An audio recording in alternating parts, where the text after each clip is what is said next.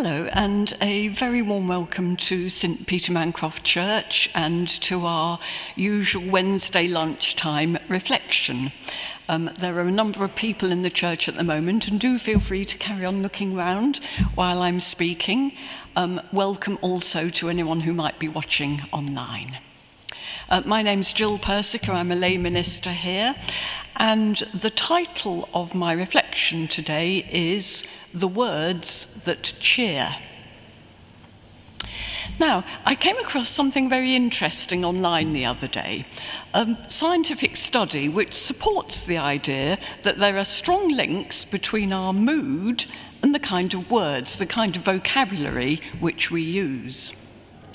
This particular study was, probably quite predictably, of people suffering from depression.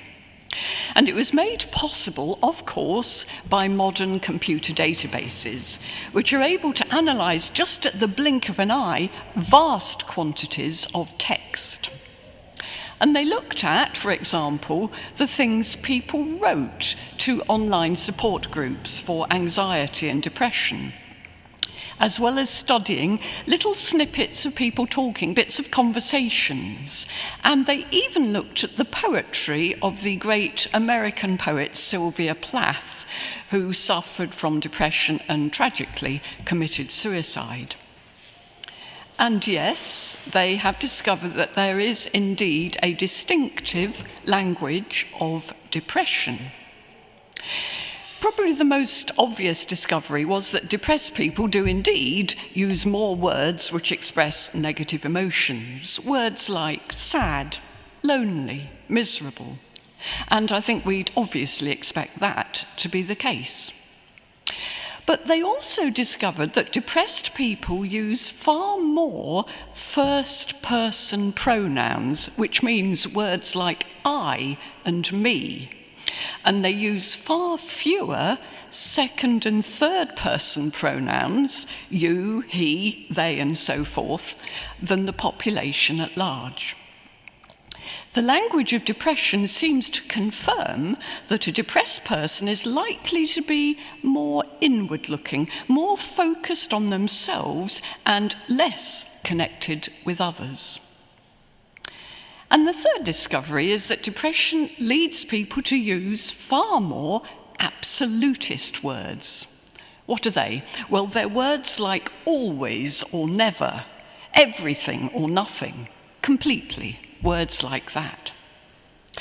And perhaps there's a connection here between very low mood and a black and white way of thinking.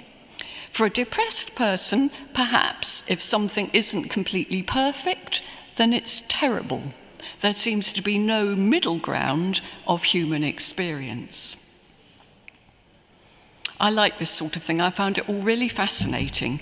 And it leads me to think that something that I believe for a long time might also be true. That the words, the language we ourselves choose to expose ourselves to, can have a profound effect on our mood. The work I do within this wonderful church includes preaching, which in turn involves spending extended time with a passage for a few days before you actually give your sermon.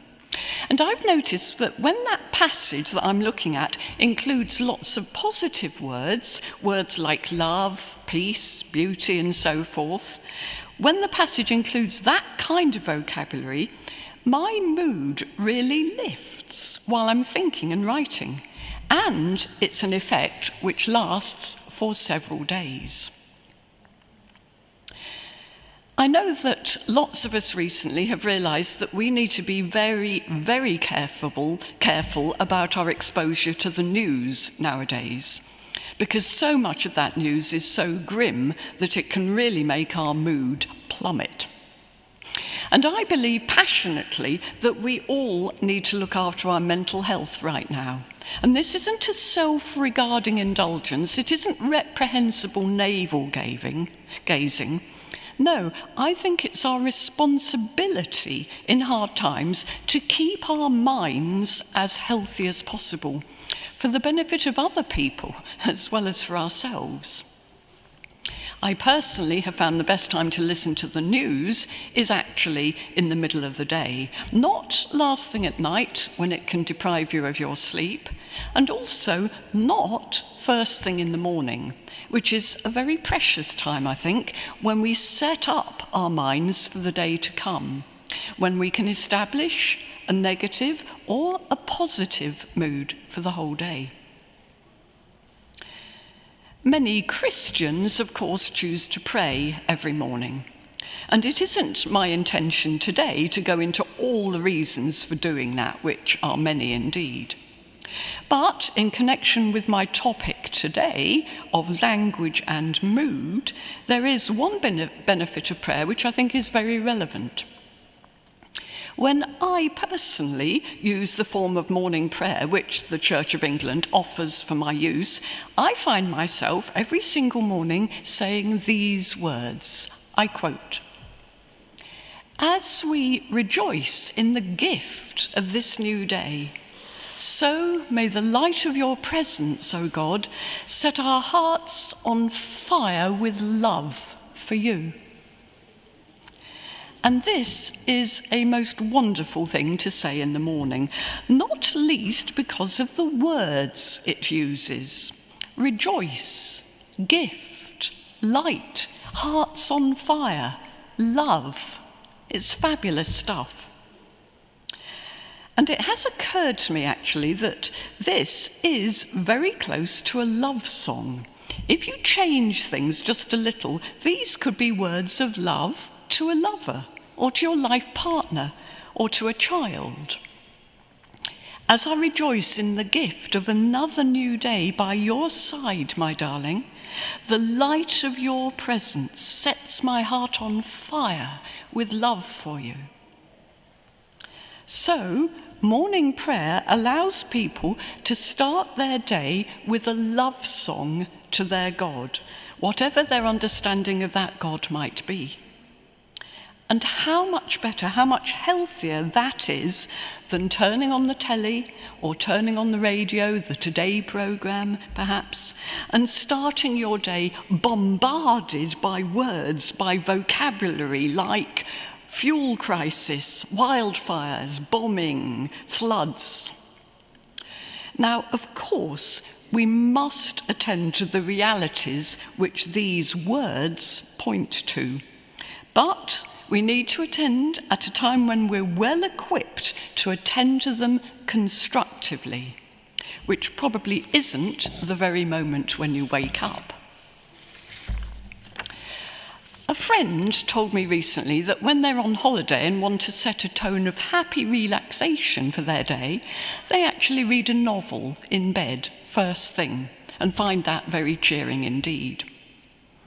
I can't offer you a whole novel right now, but I'd like to end today by offering you a short poem, a very simple and beautiful poem by the American writer Raymond Carver. It's called Happiness, and it is actually a morning poem. It describes an early morning experience that Raymond Carver had. If you're watching online, there is a link on our YouTube page to this poem, but it is, as I say, very simple, and I think you can probably absorb it without the text in front of you. So, Happiness by Raymond Carver. So early, it's still almost dark out. I'm near the window with coffee and the usual early morning stuff that passes for thought, when I see a boy and his friend walking up the road to deliver the newspaper. They wear caps and sweaters, and one boy has a bag over his shoulder. They are so happy. They aren't saying anything, these boys. I think if they could, they would take each other's arm. It's early in the morning, and they are doing this thing together. They come on slowly. The sky is taking on light, though the moon still hangs pale over the water. Such beauty, that for a minute, death and ambition, even love, doesn't enter into this. Happiness. It comes on unexpectedly and goes beyond, really, any early morning talk about it. Those, for me, are words that cheer, and I think tomorrow morning I'm going to incorporate them into my morning love song to my God. Thank you for listening, everyone.